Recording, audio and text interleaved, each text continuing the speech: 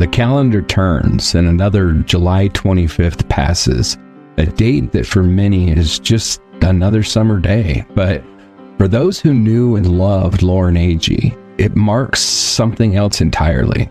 It's the day that the world lost a vibrant, hilarious, athletic young woman. The day a mother's world collapsed. The day a daughter never came home. Lauren Agee was 21 years old when she attended Wakefest 2015 in Smithville, Tennessee. A carefree weekend of lake parties and cliffside camping that should have ended in laughter, sunburns, and Instagram memories. Instead, it ended in silence, in horror, in a body pulled from Center Hill Lake. The official story says Lauren's death was accidental, that she fell while trying to climb down a steep cliffside to use the bathroom, that she landed in the water and drowned. But that story collapses under the weight of scrutiny. It ignores the bruises, it downplays the testimony of witnesses, it shrinks from the questions that still scream out, unanswered, from every page of the case file. Lauren's friends, if we're being generous enough to still call them that, gave versions of that night that don't line up. Her belongings were handled, her shoes mysteriously moved, her injuries didn't align with a simple fall, and yet somehow the investigation folded almost immediately. The case was closed with a shrug and a label, accidental. But we don't buy that. We never did, and we never will. Lauren was funny. She was warm. She was the kind of girl who would blast country music on the boat one minute and pull you aside to check on your mental health the next. She loved her family. She was close with her mother, Sherry, who has become an unrelenting advocate in her daughter's name, fighting tooth and nail against a system that failed her child and continues to fail so many others. And so today we remember Lauren, not just for the way that she died, but for the way that she lived, for the light she brought into rooms, for the people she touched in her short time here, and for the justice she still deserves. To those listening, remember this: just because a case is closed doesn't mean it's solved. Just because the file is stamped and shelved doesn't mean that the truth has been told. Someone out there knows what happened to Lauren Agee. Someone is holding the key to her story. We honor her today, not with platitudes, but with a promise. We will keep telling her story. We will keep shining a light where others have chosen to look away, because Lauren mattered. Her life mattered, and so does the truth. Lauren Agee, forever 21, never forgotten, still demanding justice. Have any thoughts you want to add? That was beautiful. Well, thank you. That was very beautiful. So, yeah, I mean, obviously today is the anniversary of Lauren's death. So I think it's fitting to remember her today. Yeah. So. Yeah, thank you for that. Absolutely.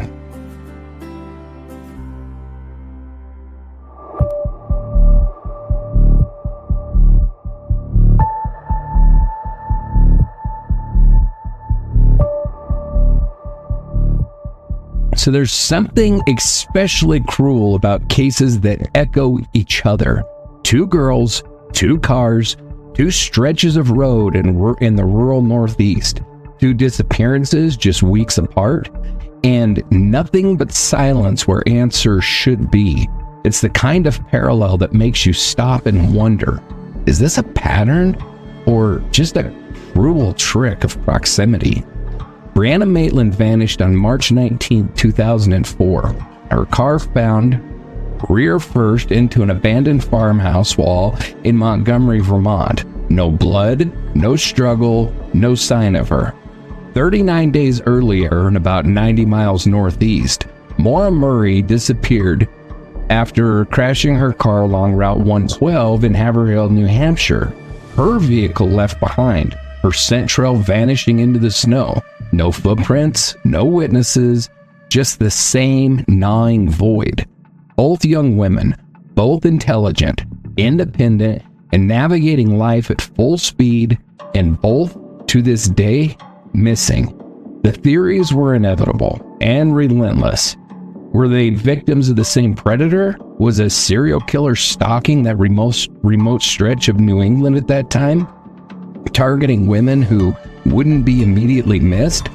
Did someone watch them, follow them, know exactly when and how to strike? One name that surfaced early on was Israel Keyes, a self-admitted serial killer who traveled across the U.S. stashing kill kits and targeting victims at random. In 2012, the FBI looked into whether he could be linked to Brianna's case, but ultimately, he was ruled out. Still, the whispers never stopped. Maybe it wasn't Keyes, but could it have been someone like him? Someone less known, less careful, but just as dangerous? We'll also be talking about Brian Rooney, convicted in 2006 of the rape and murder of a University of Vermont student, Michelle Gardner Quinn. He was violent, opportunistic. He lived less than an hour from where Brianna vanished, and he had a history of hurting women. Rooney was never charged in Brianna's case, but there are those who believe that he should have been looked at much more closely. And that's what this episode is really about.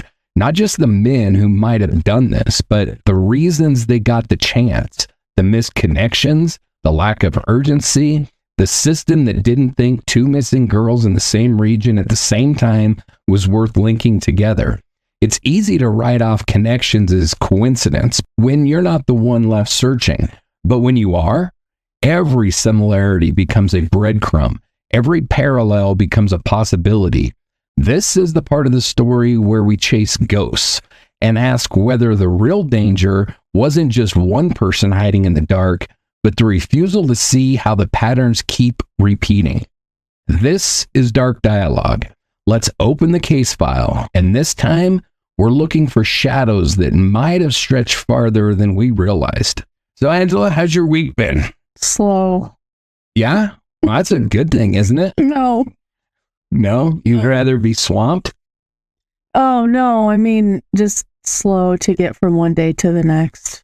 Oh, it's been moving slow, so it's been a long week. Yeah. Now I'm with you. Yeah. Well, you made it. I did. It is Friday, even though in my brain it's been Monday all day.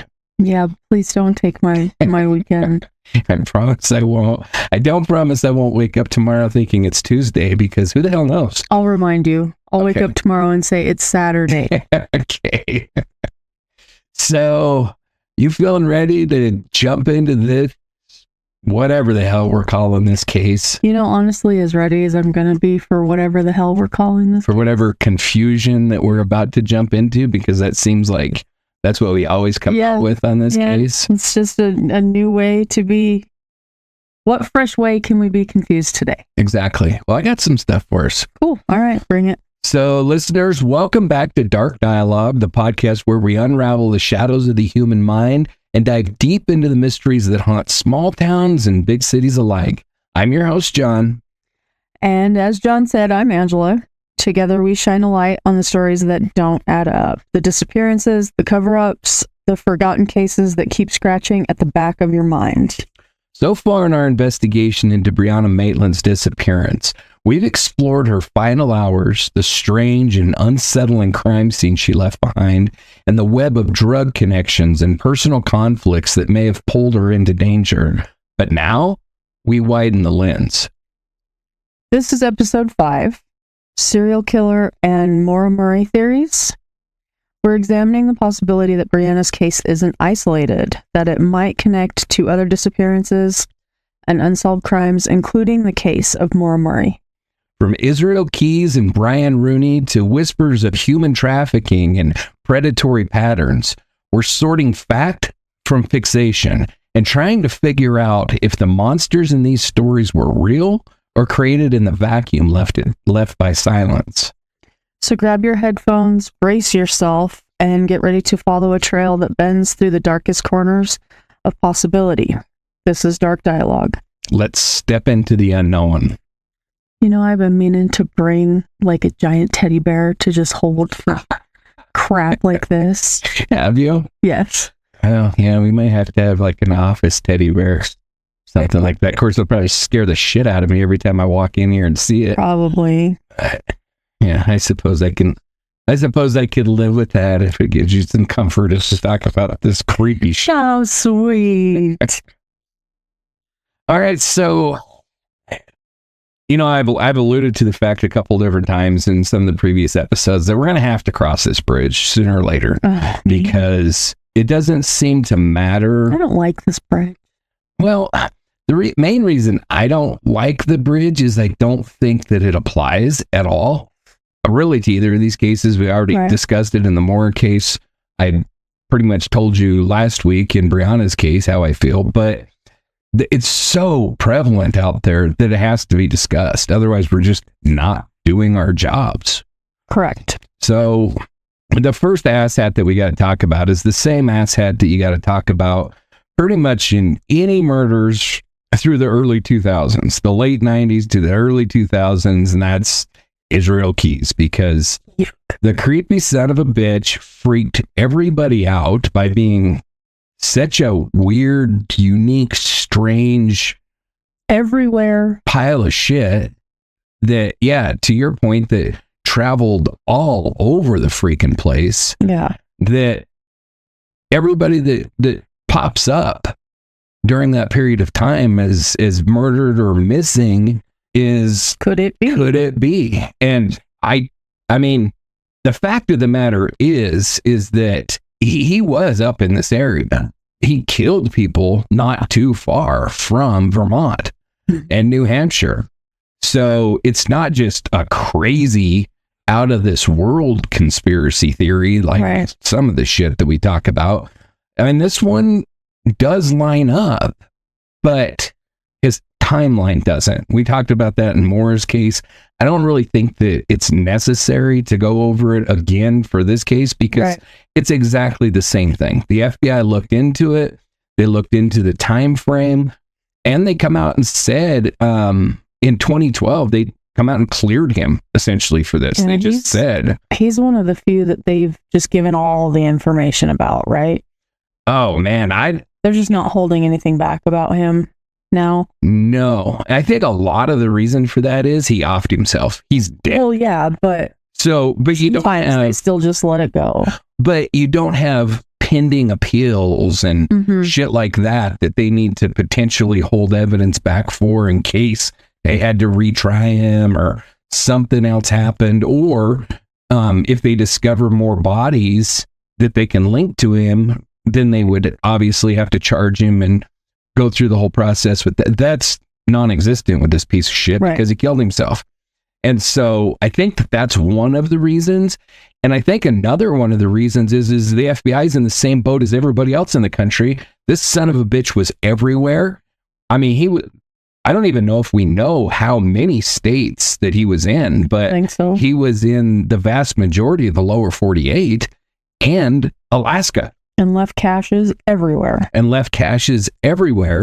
And so, unlike a lot of serial killers that are either within a certain geographical area, like Ted Bundy for a large part of his killing spree. I mean, we talked about him on Rocky Mountain Reckoning, and he did some moving around and everything, but not like Keys. Yeah. Or Richard Ramirez, who definitely stayed pretty much 100% in one area.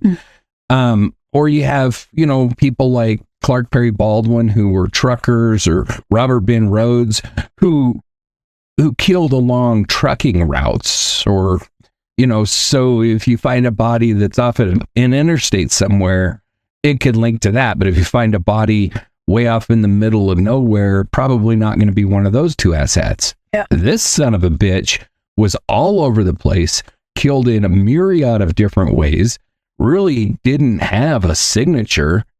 So he had a goodie bag of stuff, and it's just however he felt that day.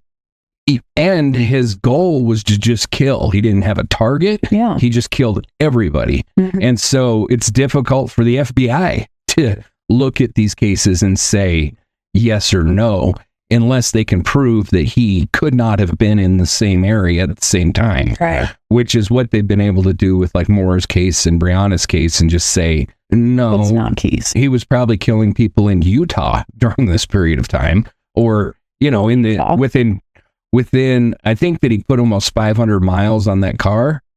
So within 250 miles of Salt Lake, which includes Idaho, Wyoming, I think Colorado. I mean, so there's a pretty freaking big area that he could have been in, but he sure as the shit didn't drive to Vermont or New Hampshire. 500 miles. In 500 miles, right. So it doesn't fit. It was not Keyes. There's really no doubt about it. I did see a couple of podcasters that question Keyes's timeline that the FBI released. And I mean, if we're going to go down that route, then absolutely anything is possible. I mean, if it's a little bit irritating to me. I certainly don't want to attack, people within our genre, but I think it's worth mentioning that if your whole goal is to prove your theory correct, then what's the point? Yeah. I mean, shit, we could all do this. I could say, I strongly believe Brianna was abducted by aliens, and I'm going to ignore absolutely everything that doesn't prove that she was abducted by aliens, and I'm only going to talk about the shit that does. I mean, the FBI have no reason to lie about the timeline, and like the FBI or don't like the FBI, I have some pretty freaking serious problems with the FBI. But one thing that they're pretty freaking good at is tracing down like financial records and shit, knowing that he flew into Salt Lake on this day, knowing that he rented a car on that day, knowing what the mileage was on that car when he left, when he brought it back. I mean, It's not that difficult. So I don't know. But again, if we're going to do that, then all theories are on the table and we're never going to prove any of them because everybody's just going to pick their pet theory and run with it and discount everything else. A hell of a lot bigger table because that's going to open the door to everything. Yeah. So Israel Keyes, in my mind, is 100% out. And at this point, unless the FBI come out and said, wow, we got this completely wrong, and now we can, I don't think there's anything that can convince me otherwise. So with that, we're done with that son of a bitch, at least for this. I don't think there's anything else to say about him unless you do. No. Hallelujah. Let's be done with him until we absolutely have to talk about him again. Yeah, and disgusting. Eventually we might cover him, but the only reason that I would do so is to cover his victims. Well, yeah. To honor them. Yeah, we don't honor the douchebags. We honor the victims. Yeah, and to me, I really could give a shit less if people click on it or not because of who we're covering, because that's not why we do this. We decided that from the very beginning. So I have no doubt that if we did an expose on Israel Keyes, that we'd get a whole shit ton of views because he's a pretty famous name anymore. Yeah. But what's the point? I'd way rather cover somebody that nobody's ever heard of before and get a story out there for a family or a victim that nobody talks about. This piece of shit that needs help. Yeah. And let's be honest, there's a ton of shit out on Israel Keyes. So it's not like his victims haven't been talked about and stuff. I mean, it's tragic and sickening what his victims went through. Yes, it is. It wasn't just, and you really could say that about any killers, but he drew it out. That girl that he kidnapped up in Alaska, he held her in that shed in his backyard for days before he killed her.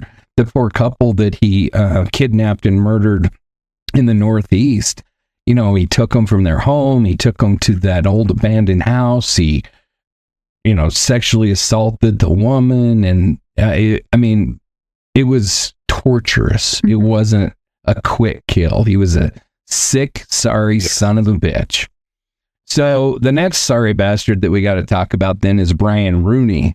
Not nearly as well known as Israel Keyes for sure, but he, like I said in the intro, was convicted of murdering a girl by the name of Michelle Gardner Quinn, who was a 21-year-old student at the University of Vermont in Burlington. So not far away. I think we determined it was about 40 miles from where Brianna was living down to Burlington. So we know that Brianna was in Burlington the day that she disappeared with her mom. That's where she went and took her GED exam and everything, and did some shopping. Right. Had a meal. Had at least a meal. I suspect two, but whatever. And where possibly some weird visit from a strange person happened. I'm rearranging furniture, by the way. Knock yourself out. Yeah, okay. Either happened or didn't happen, and I don't think we're ever going to know, and I don't know how relevant it really is, but it's close. And he killed Michelle Gardner Quinn in 2006, so obviously he's active in the area in 2004, and was then sentenced in 2008 for the strangulation and sexual assault of Michelle. So he's an active sexual predator working in the Vermont area during that time. He was there in the state in 2004, and he was investigated in Brianna's case. And I was watching an interview with Greg Overacker, who, if you remember, is the private investigator that's been on Brianna's case since 2016. No, 2006. Sorry. And he seems to think that there's reason to dig into this guy a little bit farther for both Brianna and Maura's case. So we know that Brianna and his known victim, Michelle, it was a very similar victim profile. They were both young women. They were both alone at night. But it's really a tough one for me, because to say that the circumstances are even similar to me is a huge leap. So Michelle was walking down the street and apparently asked this piece of shit if she could use his phone to call for a ride or something. And he let her, and then the two are seen on security footage walking away together. And then she is found murdered. Sorry, I didn't know who he was, so I looked up the picture. Just creep. Yeah, he's a creepy bastard. So to me, there's no similarities there whatsoever. She was definitely a victim of opportunity who came up to him and asked to use his phone, not putting any blame on the victim. No. Just a huge difference between that and how Brianna disappeared, where her car was off the road. We talked about all that last week. So very, very different as far as that goes. Same with Maura. Now, could you make the argument that both of those were opportunistic abductions as well? Well, you could. Like I said last week, I think you could make that argument for Maura's. I think you're going to have a whole hell of a lot harder time making that argument for Brianna's, at least if you're trying to convince me. Right.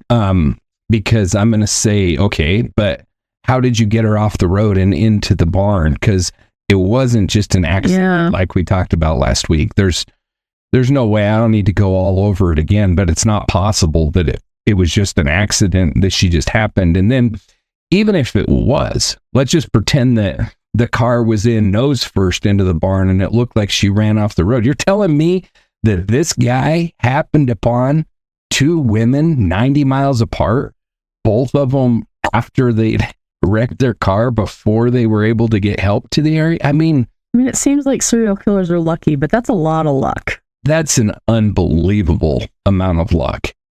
And, I think that, honestly, that is something like that, I believe, is probably more applicable to a pedophile than somebody that targets older girls. Yeah. If you look at like serial killer patterns who focus on young college age girls, this victim type, they're usually not opportunistic in that regard. They're usually hunting. I mean, are they out there looking to see if opportunity presents itself? I mean, when you're talking about like Ted Bundy, when he was at Lake, whatever the weird ass name is, Sammamish, or I can't remember off the top of my head with that. Swinomish? Some shit like that. And people in Washington are like, come on. Oh yeah, I know. Yeah. And just like when we're in the Northeast and we're talking about all those Indian names from out there, and we can't pronounce any of those. Yeah. But, you know, when he was at that lake, it was kind of a combination of both. He was pretending to be injured and asking girls to help him get his boat loaded on his VW. And so he was hunting, and then if a girl said okay, then he capitalized on that opportunity and then kidnapped them. I mean, we know that he did 2 in one day from there.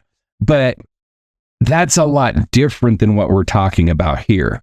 What we're talking about here, I think, like I said, would fit more with like a pedophile who maybe doesn't go out hunting. They kind of go out, they watch kids, they do all their sick shit, but it's not until one of those kids comes and knocks at their door that they actually act on it, or until one of those kids, you know, wanders off by themselves and they're able to convince them to, I don't know, come and look at the puppy they have in their van or whatever, shit like that.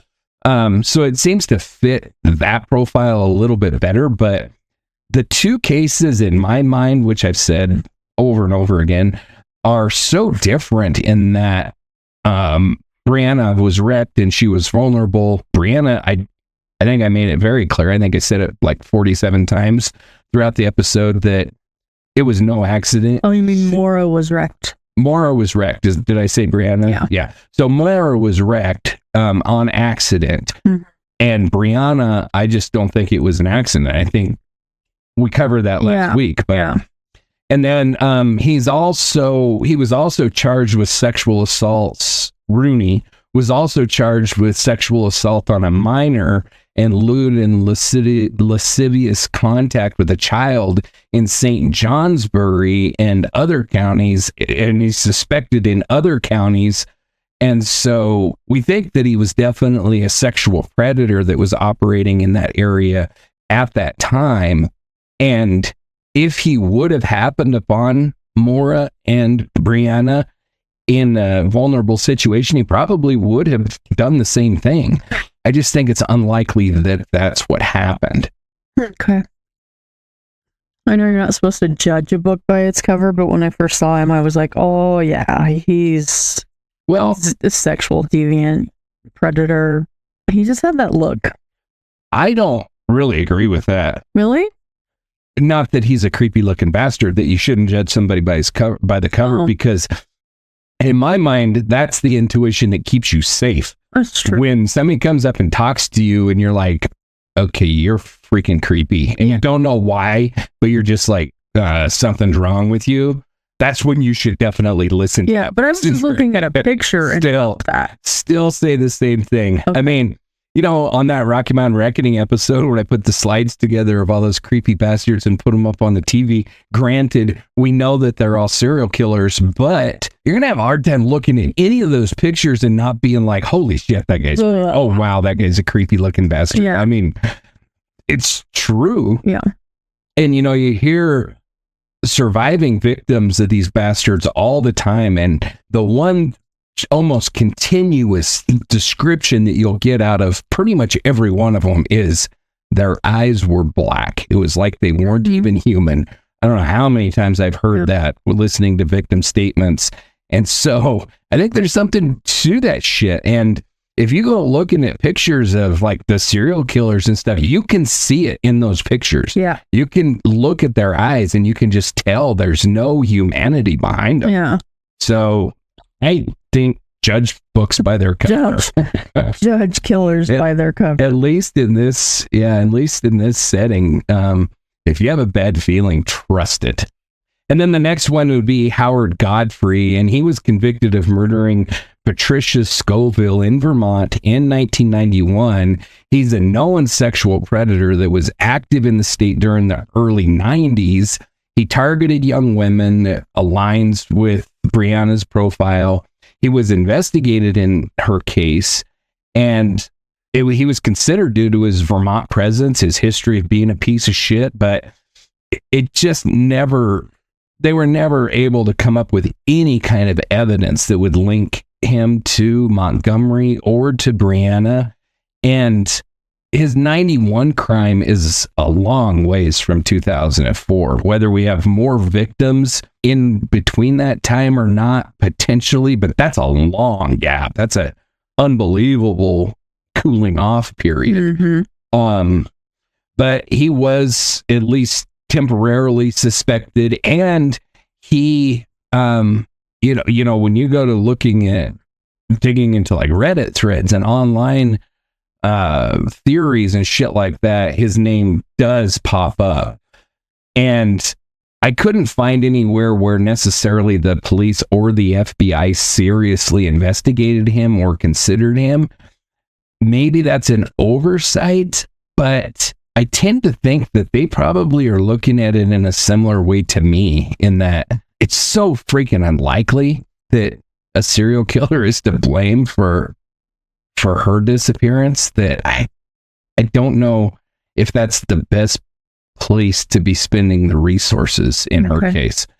And I realized that Greg Overacker probably knows more about this case than anybody else in the world, because he's literally been working on it since 2 years after she disappeared. And he, at least in this interview, which was done a couple years ago, so I don't know if things have changed, but at least in that interview, he was entertaining the possibility that the two cases, Brianna's and Maura's, could be linked, and it could link to Rooney. I mean, he didn't say Rooney's name, but it seems pretty clear that that's who he's talking about. Wow. But I have no problem disagreeing with anybody. If that's my opinion, then that's my opinion.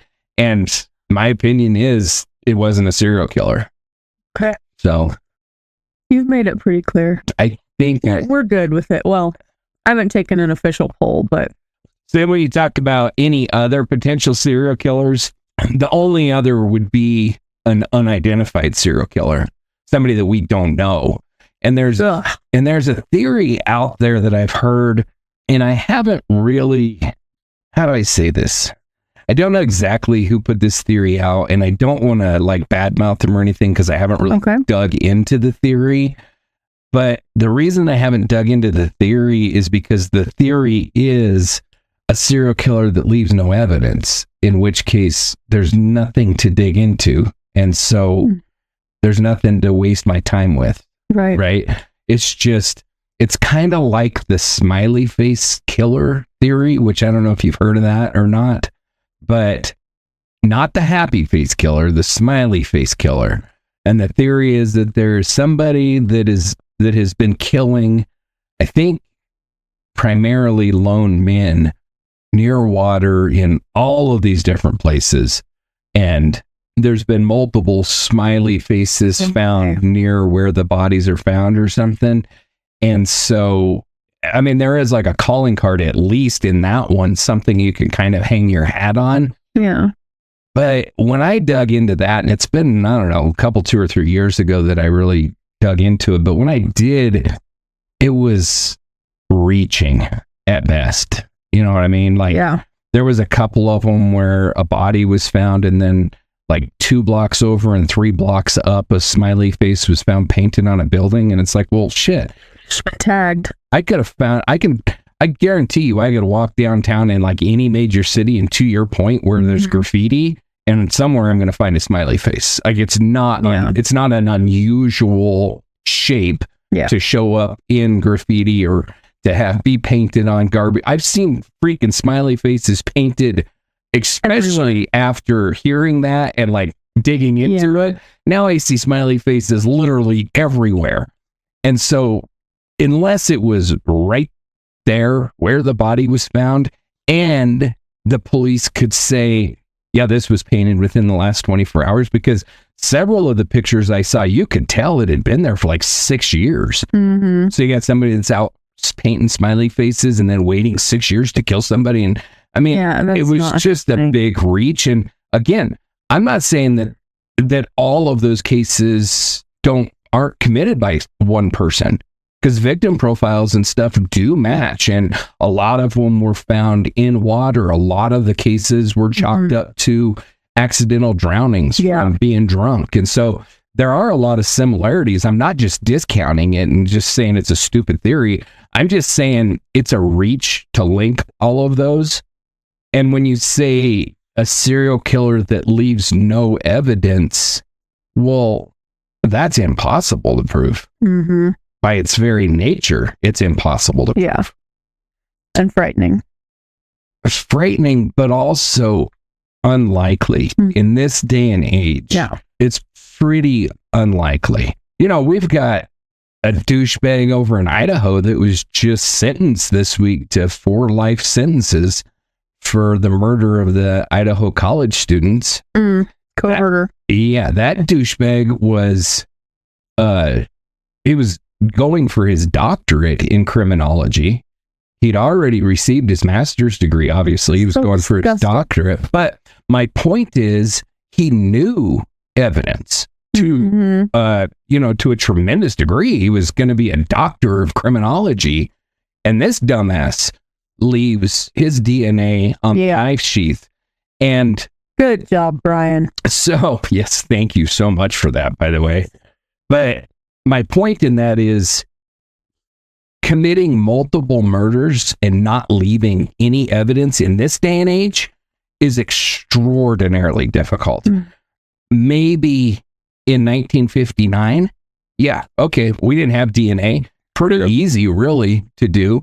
Even if you leave your blood at the scene, is all they're getting is a blood type out of it. Yeah. Now, multiple times, that would be so hard. I don't know if you've seen the movie with Sandra Bullock, where she's a cop, and those 2 high school kids decide that they want to kill somebody. Murder by Numbers. That's the one. Yep.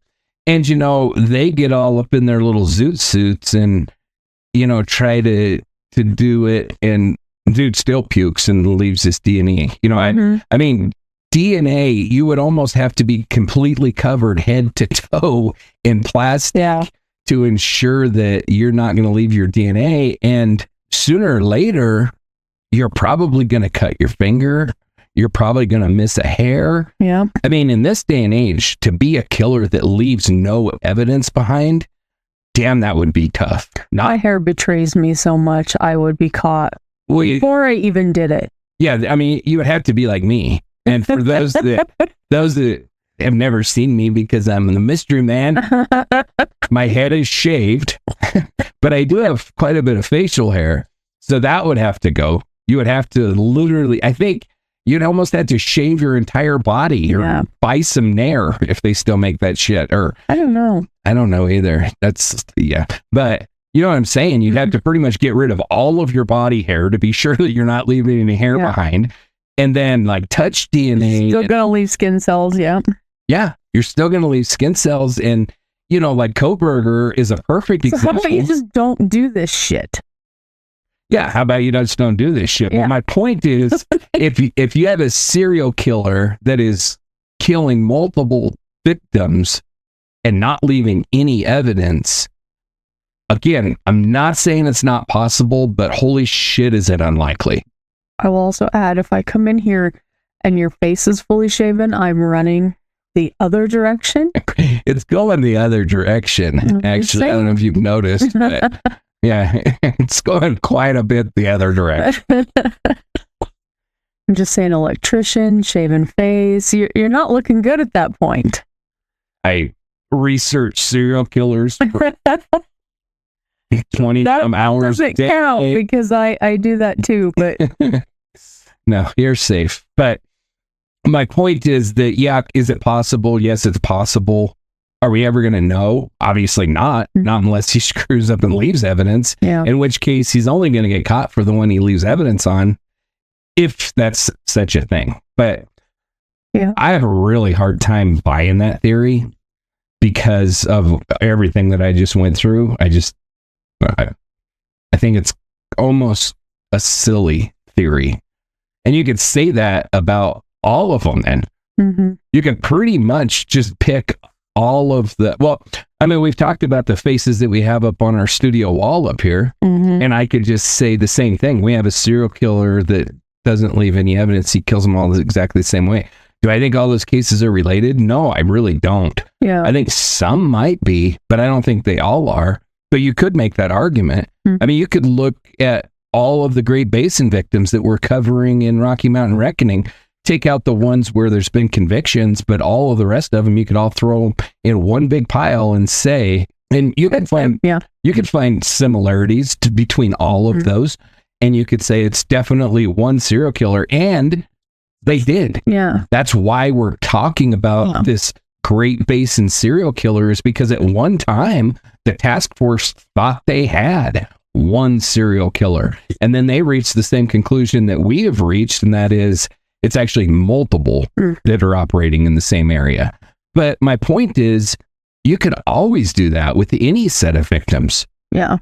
And it's pretty hard to find. You can tweak the narrative enough to make them all match. Of course. It's pretty hard to find murder victims that don't have some similarities. You know, obviously, cops and investigators aren't looking for anything that could be similar. They're looking for signatures that are definitely linked to each other. It's got to be importantly similar. Right. But if that's a word. If not, it's mine. Importantly? Yes. Importantly. I think that's a word. Okay. Yeah, I think that's a word. I'll keep trying. But, you know, if you're not an investigator and you're not thinking that way, then just pick out 10 murder victims and I'll link them. I'll tell you, oh, yeah, well, they all had a middle toe that was longer than, you know what I'm saying? Like, you could find similarities if you're looking for similarities. Yeah. But it doesn't help. So if we talk about the potential connections between Brianna and Maura, I mean, obviously, their locations are huge, you know. They're not very far away. They're only like 90 miles away. But that doesn't mean a whole lot, just because everything else being equal, two murders that happen within 90 miles of each other don't really factor in for me at all. I think it's irresponsible, actually, to link them based on that by themselves. Well, and that's part of the narrative. At this point, we don't even know that they're murders. Right. They're disappearances. We don't. Yeah. Well, we're going to get into that a little bit farther down. It's not crazy talk that you're saying that, you know. We don't know. In both of their cases, human trafficking has been brought up as a potential. So, and that's tonight's episode. We'll be talking about that here in a little bit. So, oh, gross. Where's my teddy bear? It's not crazy. So you have the locations of 90 miles. I've already said that by itself doesn't count for a lot. But then you have both of them being similarly. I got it. Yeah. About the same age. We've got two women that are about the same age. That's the only reason I'm here. To correct my... Yeah, when I can't talk. Well, thank you for that.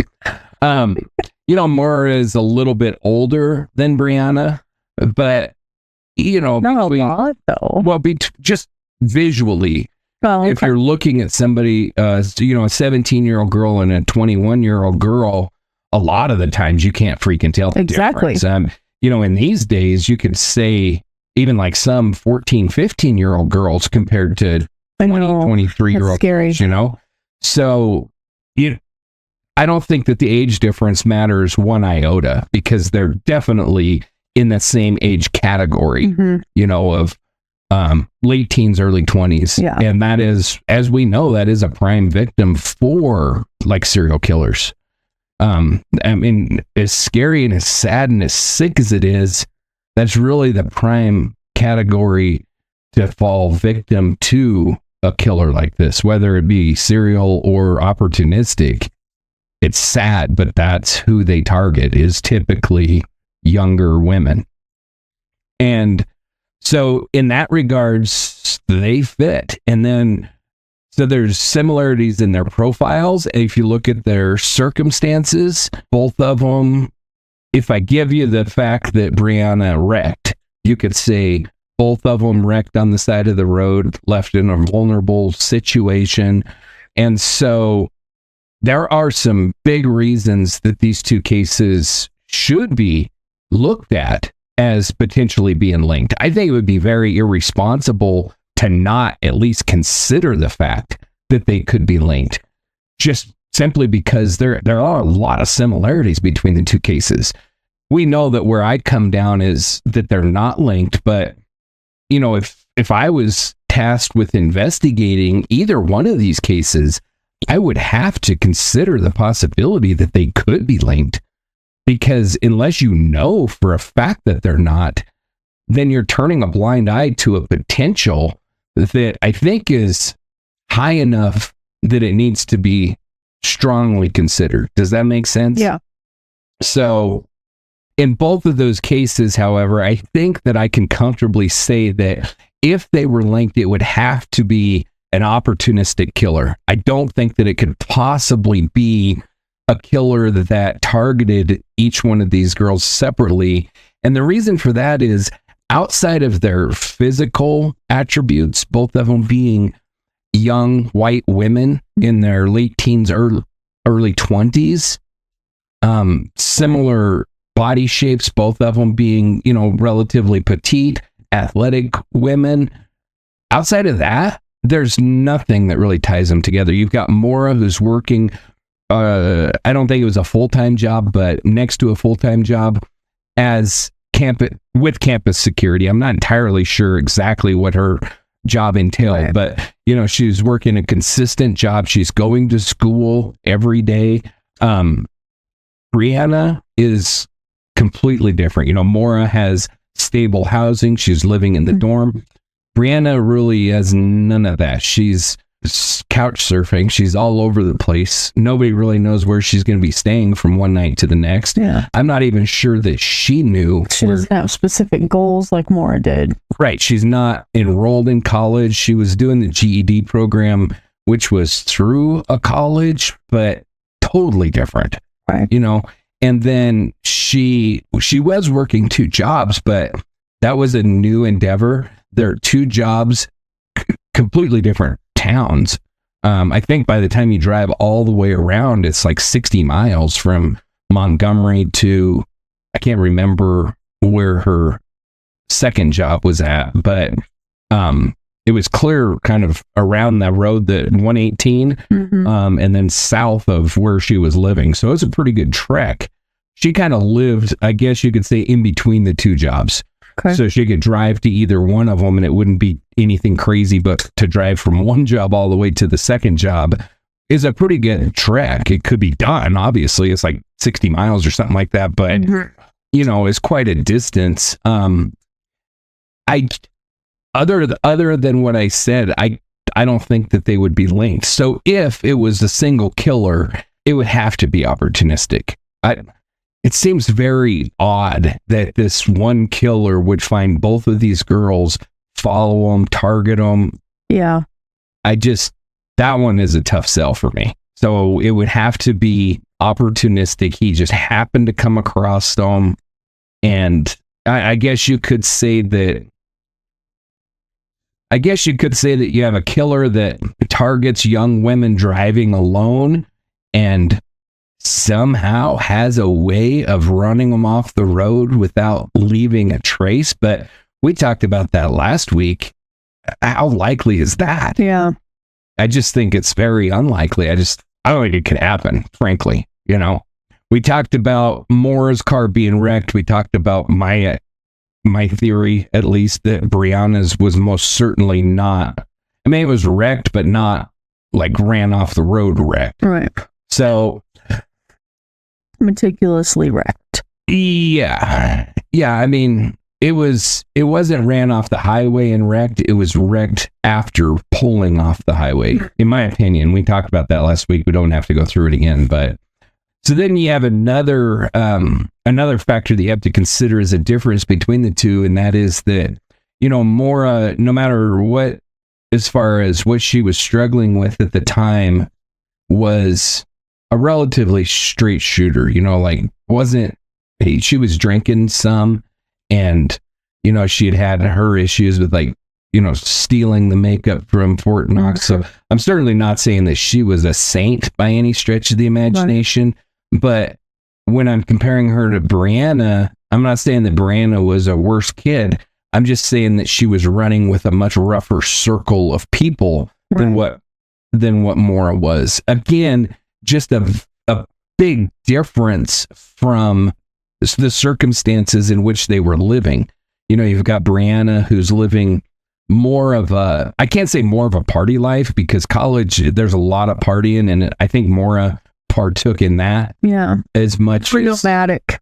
But yeah, more nomadic and more, I don't know, there's a big difference between going to a college party where a bunch of kids have a keg or whatever, and they're doing keg stands and dancing around and acting like idiots, and going to a party at a known drug dealer's house and doing hard drugs. We're talking about crack cocaine.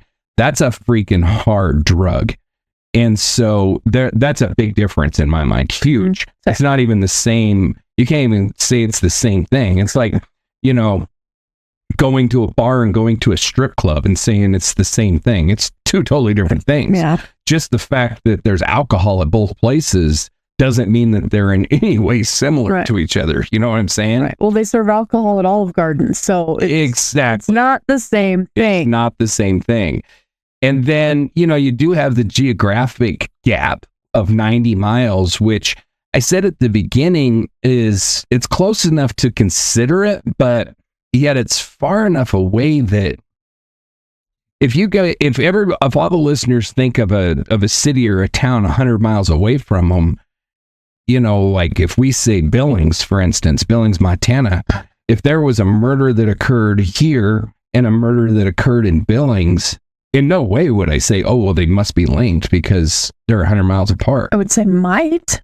I'd say could be. Possibly, but not, oh, that's linked. It would not be my so you get more information. Thing I would jump to. And, you know, if you live in an area like in the Front Range in Colorado, for instance, if there's a murder in Fort Collins and a murder in Denver, unless there's a bunch of circumstances that align, you're not going to say, oh, they've got to be linked. It's just irresponsible, I think, if you do. Now, if there are reasons to link them, then yeah, they should be linked, but it's not the distance, I guess is my point. Geography. Yeah, that's not the reason you're linking them. Now, if there is a murder at 3201 A Street, and then there's a murder a block away on B Street, okay, well then that geography is completely different than 100 miles away. In that instance, I would be like, oh, I wonder if these are linked. These probably are the same person that's killing people a block away from each other. You see what I'm trying to say? I get it. I totally get it. No, I get it. Everybody's confused. I get it. I'm shaking my head. I realize they don't know I'm shaking my head, but you know. I get it. And then this doesn't necessarily mean anything, as we learned about on our Rocky Mountain Reckoning episode, where Wyoming is in a very low crime rate in comparison to other parts of the country. And yet we had every freaking serial killer in the known world operating here, apparently. It's like they had a convention. Yeah. So this doesn't necessarily mean one thing or another, but I do think it's worth bringing up, and that is that both Vermont and New Hampshire have pretty freaking low crime rates, especially in the rural areas. Vermont being 2 in 100,000 and New Hampshire being 1.9 in 100,000 in 2004. So that's a pretty low crime rate for an area. Yeah. And you know that it's a rural area, which means that it's going to be a lower crime rate than you have in urban areas. So it's got to be considered. You have completely different highways. You know, Vermont is on Route 118. New Hampshire's Route 112. The settings of them are totally different. We have Brianna, who just disappeared. We have no idea anything that happened. We don't even know how her car got there. Everything is a mystery. In Maura's case, it's not so much. We know that she wrecked her car. We know that another vehicle almost certainly was not involved in her wrecking her car, because if they had, then when Butch Atwood pulled up, Maura would have probably been like, let me in this freaking bus right now. There's a psychopath that just ran me off the road. Exactly. That didn't happen. Or yes, try to call somebody because, Yeah. I mean, she probably would have ran to a house. The the house that was right there and pounded on the door. It's just, I think we can say unequivocally, nobody ran Maura off the road. Right. She wrecked. And then if whatever happened because she was vulnerable and on the side of the road, or because she had somebody following her that had ill intentions, whatever. But I don't think that the wreck had anything to do with her disappearance other than it put her in a vulnerable situation. Brianna's is completely the opposite. I think the way that the car was found has everything to do with her disappearance. And I don't think that if it wasn't for whatever transpired to make her disappear, I don't think her car would have ever been in that house. Yeah. So the two in that instance, I think, are completely opposite. And then, with both of the girls, you also have the theory that both of them ran away. I think that in Maura's case, I believe that we covered that pretty effectively and determined that the likelihood of that is very close to zero. And in Brianna's case, I think you can say the likelihood of that is pretty much zero. I just don't think there's any possible way that she ran away on her own, So as far as the two cases being linked, could they be? Of course they could be.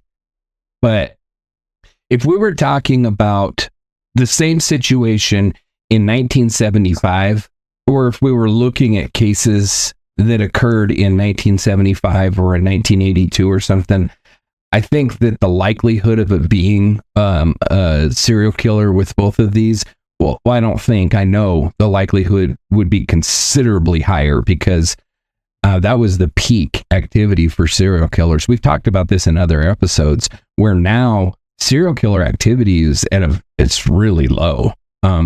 So the likelihood of one serial killer happening upon two girls 90 miles apart, in 1980, the percentage chance of that would be very small. But in 2004, it's minuscule. So I think that, at least in my opinion, the cases should be investigated for any possible links to each other. But at the end of the day, I think it's very unlikely that the two are linked. Does that make sense? Yeah. Do you agree with that, or do you disagree? Or no, I'm falling into that thought process as well. So then the next thing we have to talk about is human trafficking. And we're going to focus on Brianna, but honestly, that triggers me so much. Yeah, I mean, it's a sick, sad freaking reality that we're living with in this world now. But we're talking about it in reference to Brianna's case, but obviously pretty much everything I say could apply to Maura's case as well. And that was a theory that was tossed out in Maura's case. We didn't jump into it in her episodes because I think it's a very remote chance. I think that the likelihood in Brianna's case is higher. And I say that simply because she was involved in the drug community, where oftentimes the two are linked. Mm-hmm. And oftentimes you'll have drug dealers that will get girls and women hooked on drugs to then make them vulnerable for trafficking. And we know that traffickers utilize drugs in keeping these girls stoned all the freaking time, out of their minds, so they can control them. So there is a definite link between drug use and being trafficked. And that's not just me saying that. That is it's out there, fact that happens. And so keeps them pliable. They do what they're told. Right. And it makes them susceptible to it because it puts them in a position where, first of all, if you're out of your mind, stoned on whatever drug, pick your poison, then you're not going to fight back. I mean, if you're going to be much more compliant, or if they promise, hey, I'm going to hook you up, hop in with me. Yeah. And they're probably telling them the truth. They do. They go get them high, and then they take them wherever the hell they take them, and they're gone. And so that's why I say in Brianna's case, I think that the opportunity for trafficking is a lot higher than it would be in Maura's case. I think in Maura's case, it's pretty unlikely unless they just kidnapped her and then got her into that world. But I mean, we talked about the unlikelihood of that when we were discussing her case. So the human trafficking thing in Brianna's case is possible, but I just gotta keep going back to that freaking car. The way that it was found, everything we talked about last week, so weird, makes me think that it's just so unlikely. But I'll tell you what, when you get to digging into Brianna's case, this is everywhere. It's pretty much on every one of those type of sites, like Web Sleuths or Reddit, or it's all over the freaking place that she was a victim of human trafficking. And they'll say that, I mean, I saw it in like news reports and shit, not just in the online communities, and citing the same things that I was just saying, that, she was in an unstable living environment. She's the perfect age group to be trafficked at 17. As sick and freaking nasty as it is to talk about, the younger that they can get these girls, the longer that they can make money off of them. So, at 17, she's kind of a higher target age than somebody that's 25, for instance, and the fact that she was living this transient lifestyle. I mean, when you say transient, it brings up ideas of like living on the street, but is all I mean is she was moving from place to place, and never staying at the same place twice. And so all of that kind of stuff definitely feeds into this idea that she was trafficked. And then in 2006, there was a report of a woman, there was a report that Brianna was seen in an Atlantic City casino on video camera. And they got the video evidence, and Kelly said when she viewed it, she was like, oh my God, that's Brianna. And so they really dug into it. So the girl did. I mean, you can see the video. It's out there available. And I think that it's on she was featured on one of the Disappeared episodes. And I believe that they show that video on that episode as well, if I remember right. But you can find it. It's out there. And the girl does look remarkably like Brianna. And if a mother looks at her and says, wow, I think that might be, then obviously she looks a lot like her. But the fact of the matter is regardless of what you find out there online, because you're going to find all kinds of shit, but regardless of what you find, the actual story is they found this woman and confirmed that it was not Brianna. Okay. And so I still see it in a lot of these discussions and stuff, people posting recently, like within the last week, that about this.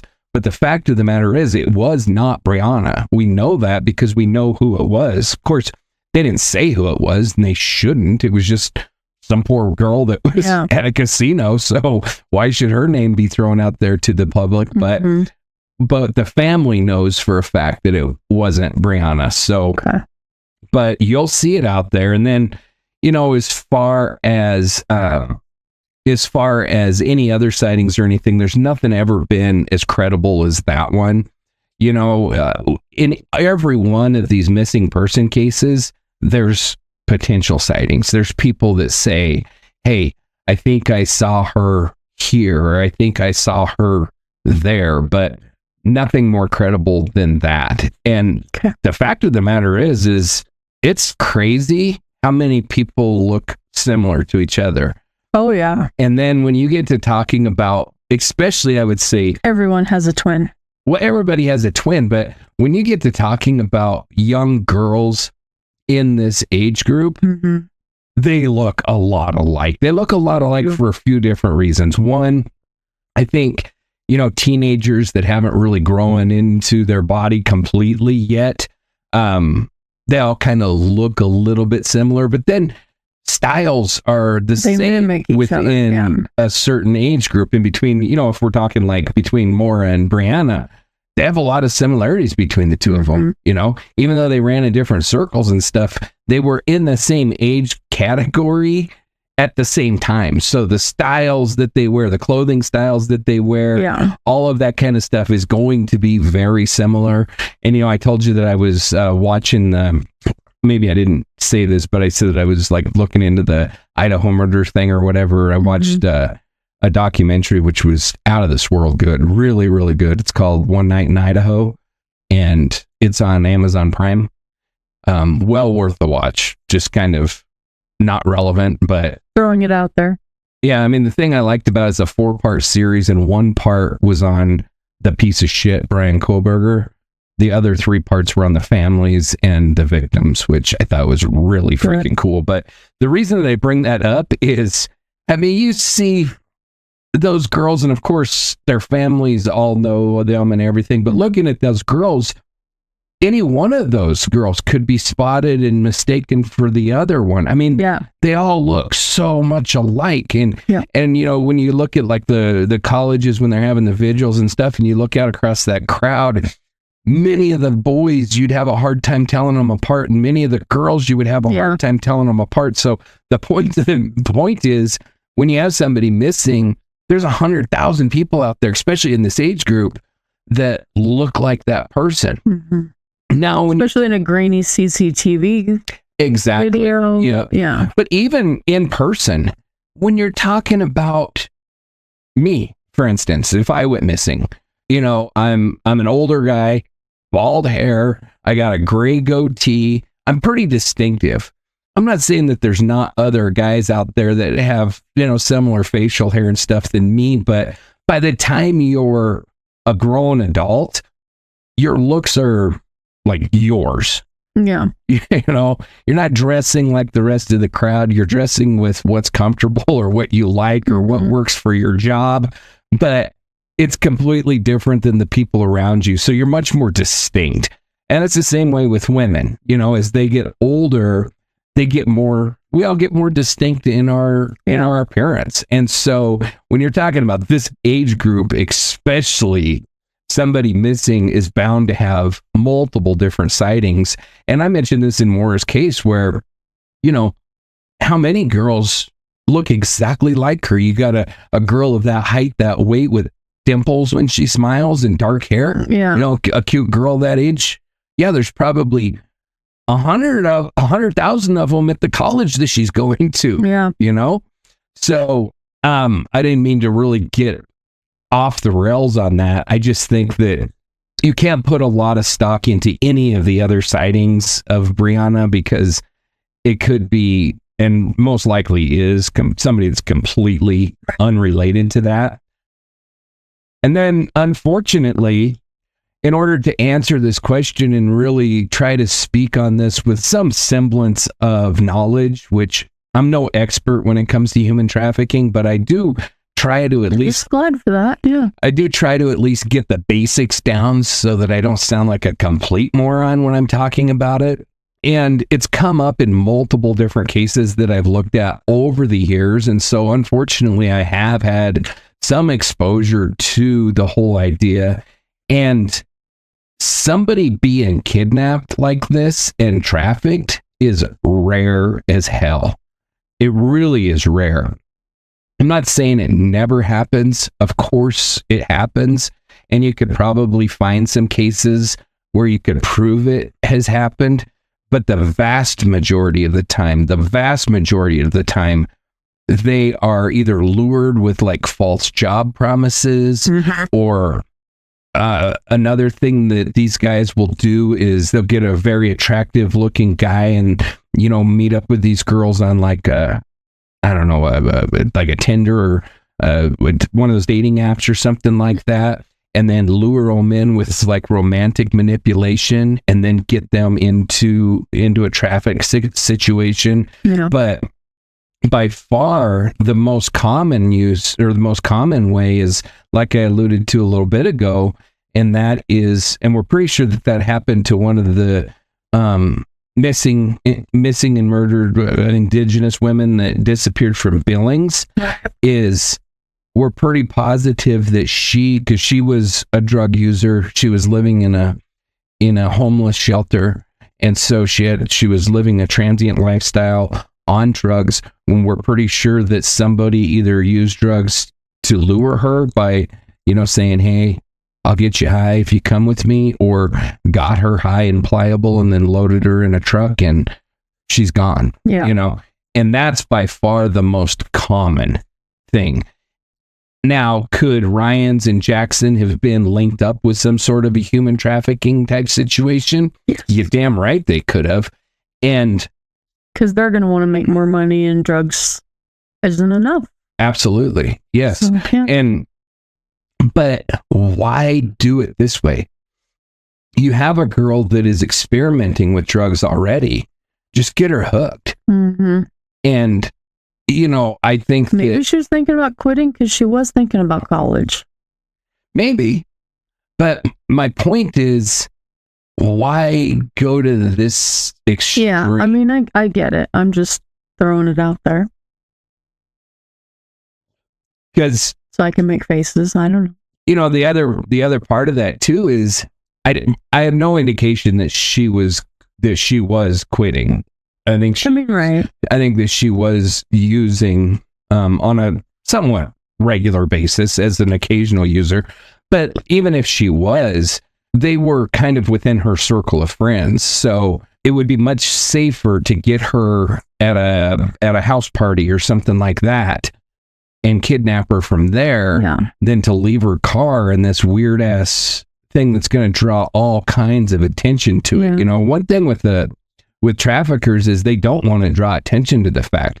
They want to be out of the country or, 3 states away or whatever before it's even recognized that the girl is gone. Yeah. And when you leave what is essentially a crime scene, you would expect, if it wouldn't have been the dumbass state cop that showed up there, you would have expected as the perpetrator that this is going to be viewed as a crime scene. I mean, this is weird as shit. Yeah.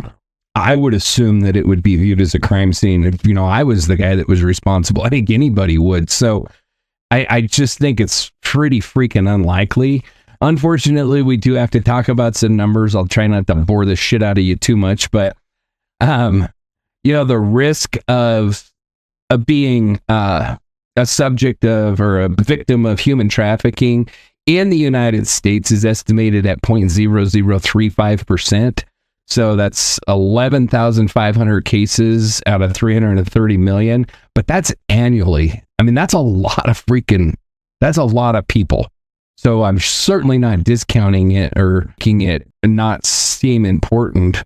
And then when you talk about the younger group, which I said earlier, when you're talking about females age 15 to 25, their risk is even higher. It goes all the way up to 0.01 to 0.02%. And so they're at a much higher risk for it for sure. But then you also have to look at rural areas versus urban areas. So an area like Montgomery has a much lower trafficking rate. It's estimated at 0.001%. And then urban areas are higher, as high as 0.05%. And so that's just due to the fact that there's less of an organized crime infrastructure there. I mean, there's just not a place to move these girls to quickly and easily to make them disappear. Under the radar. It's a much higher risk for you to take a girl from a rural area than it is from an urban area.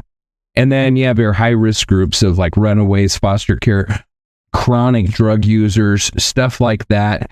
Brianna may have kind of been at a more of an elevated risk because of her transient living arrangements and the fact that she was involved with the drug community, but it's still a pretty low risk. I would say between 0.1 and 0.5%. So, and that's according to the National Center for Missing and Exploited Children.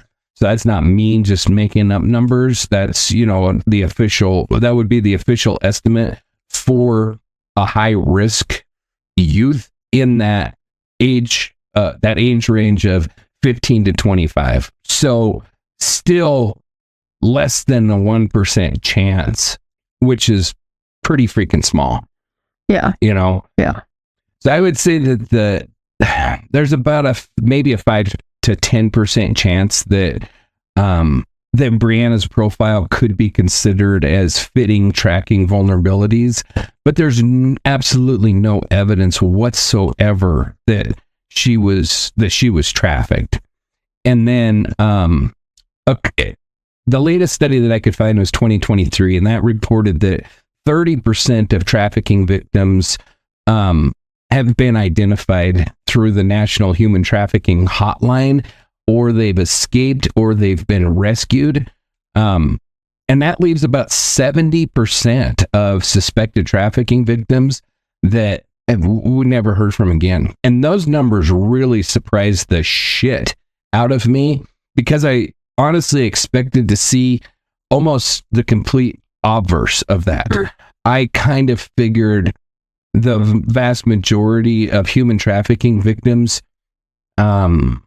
I don't know how to say this in a nice way, outlive their usefulness. They basically age out of that target age, and then are essentially just kind of kicked out onto the street to leave them to their own devices. Or by then they're groomed enough that they help find the new ones. Or whatever. But apparently that's not the case, because like I said, as high as 70% are never seen again or heard from again. So it's much higher than I really thought. But I still think that it's very unlikely that neither Maura or Brianna were victims of human trafficking. And I say that mostly just because they really don't fit that mold of easily being taken. They were kidnapped, for lack of a better term, you know. I think that we've pretty effectively covered every angle that we set out to talk about tonight. I don't think that either one of them are victims of a serial killer. We've talked about the reasons why. I don't really think that either of them were victims of human trafficking. We've talked about that. So what are your thoughts? Where are you at this point with all of it? Confusion. That's just the only answer I have, is confusion. Like, I don't know what's going on. Well, I do know that statistically, you're much, much, much more likely to be harmed by somebody that you know than somebody that you don't know. You know, stranger on stranger, violent crimes like this, abductions and murders, are exceedingly rare. Of course they happen. And when they do happen, they scare the shit out of all of us, you know. And I've referred to like the killings at Idaho for a couple reasons. One, I kind of have a hard and fast rule that I don't talk about cases until the trial's over and everything. And so we know the piece of shit's guilty, so it kind of frees it up to have the conversation at this point. Two, it's kind of at the forefront of my mind because I have recently watched that documentary and kind of looked into it a little bit. Yeah. And because I think that Kohberger is a serial killer that just got caught before he was able to kill more anybody else. But I do believe that sick son of a bitch, if he would have gotten away with this, would have done it again. And so I think that it's relevant because it's the most recent serial killer arrest that I'm aware of. Do you think he would have targeted more people exactly the same type, or more people that he knew? I think that his whole thing was, and he's never said a shitting thing, so we're just left to guess. But I think his whole thing was the same as Murder by Numbers, the movie with Sandra Bullock. I think he wanted to prove that he could commit a crime, that he could commit a murder and get away with it because of his criminology background and everything. Yeah. And then the other thing that was mentioned in that documentary is that he was an involuntary celibate. An incel. Yep. And so apparently... An addict girls. He hated women, yeah. And apparently he's like held up as some sick freaking superstar in that world. Yeah, what is it? Because there's a whole group of these worthless pieces of shit that blame women because they're freaking creepy and weird and no women wants to give them the time of day. So I do believe that he would have continued to kill and probably would have done, much the same as he did. I think he only killed the boy because the boy was there. I don't think that he would have ever sought out a male to kill. Yeah. But I think that he would have been like Ed Kemper and Ted Bundy. I think he would have kept killing college-age sorority girls specifically because that's what he couldn't have.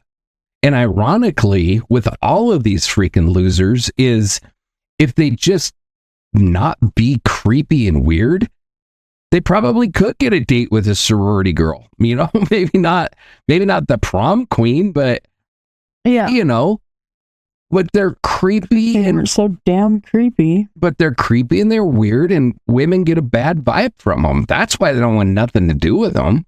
And so serial killers are exceedingly rare in this country anymore. And I don't really know why, but I have a suspicion that it's because they're being caught before they can become serial killers. Yeah. They're like one-off killers at this point, like this freaking weirdo in Idaho. And it's simply because technology has brought us to a place where they're able to be caught the first time. I think that case is really fascinating because it's really a case study in the advanced forensics technology that we have now, because they used everything at their disposal. They used genetic genealogy to locate his father, and then they went to the dad's house and stole the garbage and were able to identify the father's DNA, and through that they were able to find this piece of shit. So I don't know if we have less serial killers or we just have a higher percentage of them that are getting caught the first time. But I think that it's very unlikely that either Brianna or Maura were the victim of serial killers. I think that it's very unlikely that they were the victim of human trafficking. Mm-hmm. I think that the highest likelihood, like we discussed in Maura's case, is that she was killed by somebody that she knew. I think that's probably the most likely, that she had made plans to meet up with somebody. And I would say that the next would be a one-off local type of person. And then when we're talking about Brianna, I feel I would probably say at least 80 to 90% certain that she was killed by somebody that she knew. And that's, like I discussed last week, the fact that they were able to get her to pull over, which is what I think happened. Yeah. At the Dutch burn house. I think it was somebody that she knew and trusted. Whoever that is, I have no freaking idea. Did you have something to add? Oh, Elliot Rogers, the incel hero. That psycho son of a bitch. He was obsessed with that guy. Yeah. And now people are saying that Kohberger is becoming the next incel hero because Elliot's dead. Yeah, he killed himself.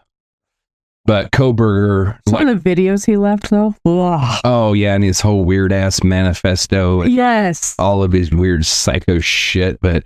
I mean, they're just freaking losers. It's really what it boils down to. He was the incel hero. Yeah. And now this piece of shit's going to be the next... I'm not even going to say incel hero. He's going to be the next, king of the losers, because that's essentially what we're talking about. We're talking about freaking losers that can't get a date. Yeah. And they're pissed off at somebody else for it. So... The Chads and the Stacys is what they call them. You're going to have to explain. I have no clue what you're talking about. Okay, so the Chads, the jocks, the guys who can get the girls, they're mad at the Chads. Okay. The Stacys are the girls who are, the hot, won't give them the time of day, chasing after the Chads, lusting after the Chads. So Chads and Stacys are what they call them, the people that they hate in this situation. And they're such losers that, and it sounds like you know a lot more about this than I do. I don't know a whole ton about it. Unfortunately, now I'm going to have to learn about it. But it sounds to me like they're like the losers we talked about in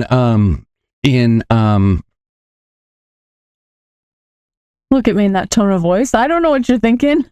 The girl in Kentucky that disappeared that we did the case on, that not Holly Bobo, but the other one, Brooklyn Farthing. Brooklyn Farthing. Yeah. Like we were talking about with that loser that, I feel pretty certain killed Brooklyn Farthing. Oh yeah, that guy. You know, he's an older guy that's showing up at high school parties. This is He the was kind. incelish too. These are the kind of losers that we're talking about. The kind that hold on to this high school or college age grudge until they're 70. Yeah. And Still wearing their varsity jacket. right. And my point is, I only say that because the Stacys and the Chads only apply in a school setting. As soon as you graduate via college or high school, that shit disappears so freaking fast. Yeah. It's not even funny. And if it doesn't, then you're still involved and you're one of those Weirdos. Yeah. Because for the rest of the world, that shit disappears almost immediately as soon as you get out. I mean, yeah, it lasts for a year or two, maybe after the fact. Some of it goes to college with you. But well, that's what I'm saying. If you leave high school and go into college, it pretty much stays throughout the college, as long as, you know, you go to a college that has a sports team. yeah. You know, if you don't, it's not nearly as relevant. Mm-hmm. And you know, a lot of colleges don't have sororities and shit like that. So we're talking about universities that have sororities, that have college teams where that kind of shit can be perpetuated for another however many years. But the reality of it is, for the vast majority of the world, that's just not the way it is at all. Yeah. You know, in reality, once you become a worker bee, you lose the Stacy and the Chad.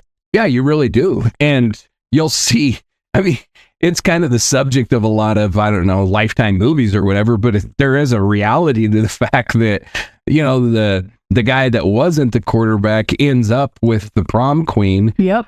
In their 30s or whatever, because he's got a stable job, he's making money, he's reliable. Yeah. And so all of that shit just completely disappears. It's not important anymore.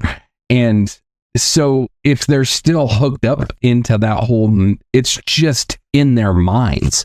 There's no reality to it. Yeah. Like I said, they could take a bath, get out of mom's basement, and they could probably go out and get a date. But they don't. They sit in their mom's basement and get on the computer and talk to other freaking losers that are sitting around feeling sorry for themselves. Yep. Is essentially where it's at. But anyway, that's where I'm at with this particular one. I don't think that it can be discounted. Like I said, I think that you've got to consider the fact that Maura and Brianna could be linked, but this long after the fact, I think it's very unlikely. And the fact that it stops with just these two is just more indication to me that it was just a random coincidence. Now, if we're talking now over the last 20 years, if we have, this serial killer would have potentially had a cooling off period of roughly 30 days. And so we should have a huge number of victims in this area. And even if his cooling off period's extended, we should still have, I don't know, I would say a bare minimum of 10 victims. Right. We don't. We have these two. Right.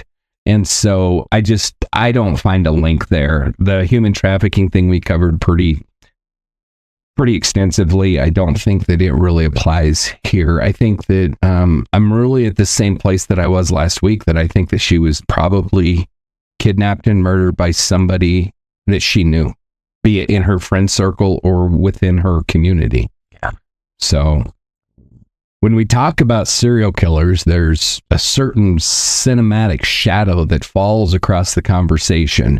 Israel Keyes, Brian Rooney, Howard Godfrey, names that come with darkness built in. Monsters who didn't just kill, but planned, stalked, manipulated, and vanished into the fog. It's tempting. Hell, it's easy to look at Brianna Maitland's disappearance and place it within that framework. The abandoned car, the missing girl, the eerie stillness of a rural highway. It feels like the work of a predator. Someone calculated, someone practiced. But I don't buy it. We look at the possibilities. Israel Keyes was in Vermont around that time, but the FBI ruled him out because he was in Utah when this happened. And frankly, his patterns just don't fit. Brian Rooney, convicted in the murder of Michelle Gardner Quinn, had a history of violence against women, but he was a rapist of opportunity, not a ghost. Howard Godfrey, who murdered Patricia Scoville and left her body in the woods, convicted, yeah. A monster? Absolutely, but still not likely to be behind what happened to Brianna. When we considered the possibility of an unknown serial killer, one operating quietly along Route 118 or in the broader Northeast, but speculation without evidence just becomes noise. And this case has enough of that. Here's what I keep coming back to. The way this crime was perpetrated doesn't feel like the work of a stranger. It feels personal. It feels sudden. And it feels like trust that was exploited. Brianna left her job that night and drove toward the unknown. She was expected home. She never arrived. Her car wasn't dumped in a ravine. It wasn't set on fire. It was staged or left there, like a warning or a message or a cover-up. Whoever did this didn't snatch her off the dark corner or stalk her from the shadows. They knew her, or at the very least, she knew them. We've covered the drug connections. We've looked at the people in her life, the fights, the friends, the fractured support systems, and now we've dissected the serial killer theory. And yet, the theory that sits heaviest in my gut is the one where Brianna pulled over to meet someone she trusted, and they didn't let her leave. These theories are not just puzzle pieces. We're not just trying to fit shapes into holes. We're trying to trace a truth, one that makes sense of a disappearance that has baffled even seasoned investigators, one that respects who Brianna was. Not a plot point in someone else's twisted theory, not prey for a passing monster, but a 17-year-old girl navigating adulthood, uncertainty, and some very real dangers around her. She didn't just disappear. She was taken. And somewhere, someone knows exactly how and why. And that's the person we're going to keep chasing. It's easy to lose someone like Brianna Maitland in the fog of speculation. Her case is dissected on forums. Her name is paired with the theories that turn her life into a footnote of someone else's crime story. But that's not who she was. Brianna was motion. She was light and grit, all tangled together. 17 and halfway grown, with the kind of independent streak that could both protect and isolate you. She wasn't just disappeared. She was trying to find footing, trying to find peace. She worked 2 jobs. She studied for her GED. She laughed with her friends and moved through the world with guarded hope. She was young, but not naive, stronger than people often give her credit for. She had dreams, a future that reached far beyond Montgomery, Vermont. She talked about traveling, about building a life on her own terms. But those conversations were cut short. Someone took that from her, and we don't get to let that be the end of her story. We talk a lot on this show about injustice, about silence, about cases that were mishandled or misunderstood. But this isn't just about solving a mystery. It's about remembering who was lost, who she was. Brianna was a daughter, a friend, a teenager trying to make it on her own in a world that didn't make room for girls like her. She had fears and flaws, just like all of us, but she mattered. Her story deserves more than clickbait. Her name deserves more than echoing in empty theories. She deserves truth. And until that day comes, we speak her name not as a question mark, but as a promise. Brianna Alexandria Maitland, and we haven't forgotten you, and we won't. If this episode left you with more questions than answers, you're not alone. We've sifted through serial offender profiles, overlapping timelines, and the eerie similarities between two young women who vanished without a trace, and still so much remains unknown. And that's exactly why we keep talking about it, because cases like Brianna's get filed away, misinterpreted, dismissed. The deeper you dig, the more you see cracks, not just in the evidence, but in how we respond to women who disappear. If you believe in justice, real justice, not just headlines, then you can be part of that effort. Share this episode, rate and review the show on your favorite podcast app. It helps more than you know. And if you want to go further, you can support the mission directly. Join us on Patreon or Ko-fi. Subscribe to our Substack or get involved with the Adopt a Victim Initiative or the Dark Dialogue Collective. Every voice matters, and your support helps keep these stories alive and grounded in truth. You can find all the links at darkdialogue.com or reach out to us directly at info@darkdialogue.com. Whether you're a listener, a researcher, or someone who just can't stop thinking about these cases, we see you. You're not alone. Next episode, we'll explore the theories that have haunted this case from day one and the ones hiding in plain sight. Until then, stay curious, stay compassionate, and keep the dialogue alive.